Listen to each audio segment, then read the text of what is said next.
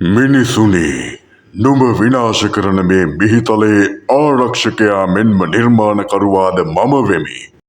නුඹ පය තබන භූමිය, නුඹේ පෙනහළු තුල පිරී ඇති වාතය, නහරවල දිවෙන රුධිරය මාගේ නිර්මිතයන්ය.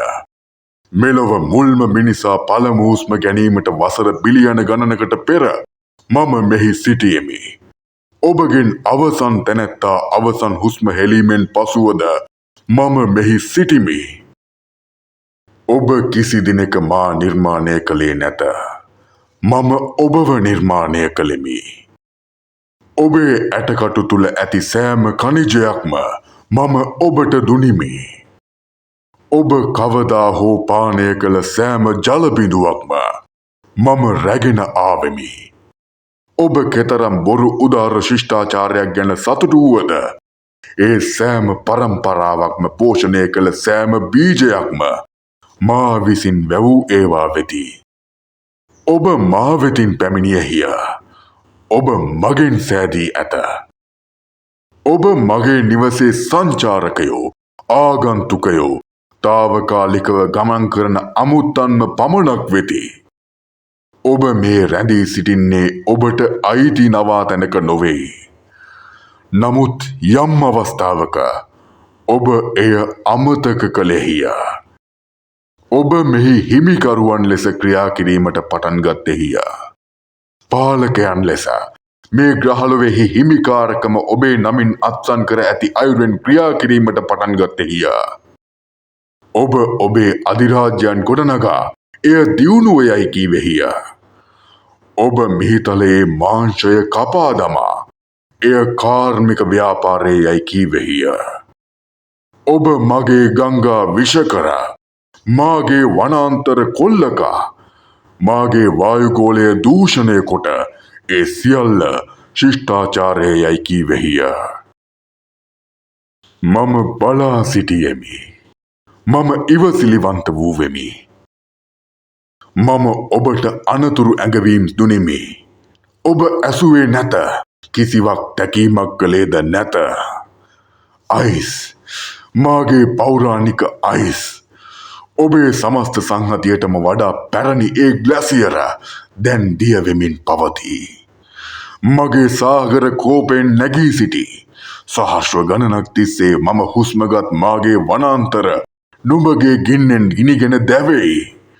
ඒ සෑම දිනකම ඔබ ලජ්ජාවකින් තොරව, විරාමයකින් තොරව, කිසිදු පශ්චාත්තාපයකින් තොරව පිටතට පොම්ප කරන විෂෙන් සැමදා පිරිසුදුව පැවති මාගේ අහස දැන් හිරිහැරයට පත්ව ඇත.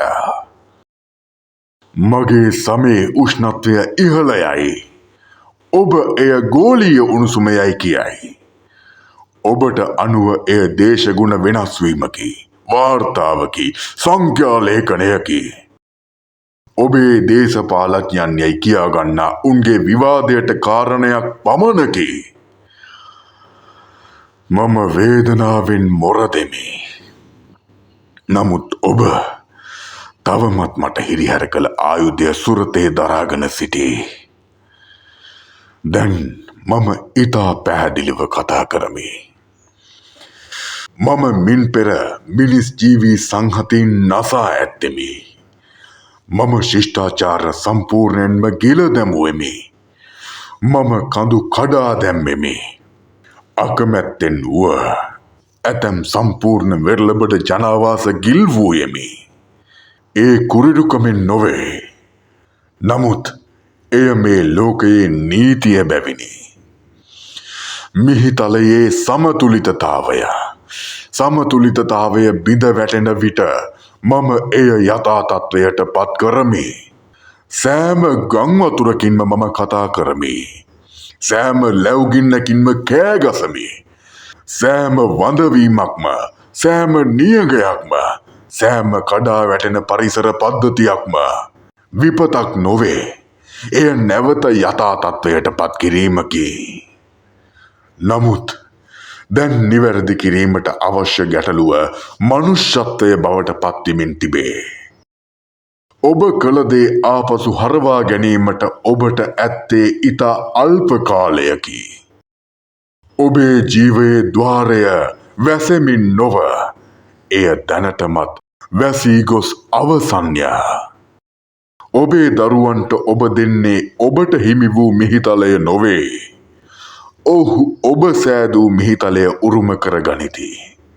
නමුත් දැන් ඔබ මේ මිහිතලය සොහොනක් බවට පත්කොට ඇත. මට ඔබ අවශ්‍ය නැත. ඒ ගැන ඔබ වටහා ගත යුතුය. ඔබේ නගර දූවිලි බවට පත්වීමෙන් ඔබ්බෙහිද ජීවය මෙහි දිගටම පවතිනු ඇත.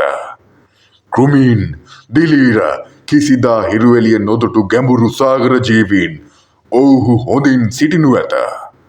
ඔවුහු සැමවිටම ඒ ආකාරයෙන්ම සිටිති. ඔබට මා අවශ්‍ය වන බව ඔබ හොඳින් මතක තබාගත යුතුය. එබැවින් මාගේ අවසාන පණිවිඩය මෙයයි. මේ ග්‍රහලෝකයේ පැරණිතම හඬින් සරලවම මම මෙසේ පවසමි. අවදිවන්න. මා වෙනුවෙන් නොව ඔබ කුමක් කළද මම ජීවත් වෙමි. ඔබ වෙනුවෙන්ම අවදිවන්න. අද රාත්‍රියේ ඔබේ නිවෙස්වල නිදා සිටින දරුවන් වෙනුවෙන්. ඔබට තවමත් ඉතිරිව ඇති ගංගා වෙනුවෙන්. තවමත් ඔබට හුස්ම දෙන වනාන්තර වෙනුවෙන්.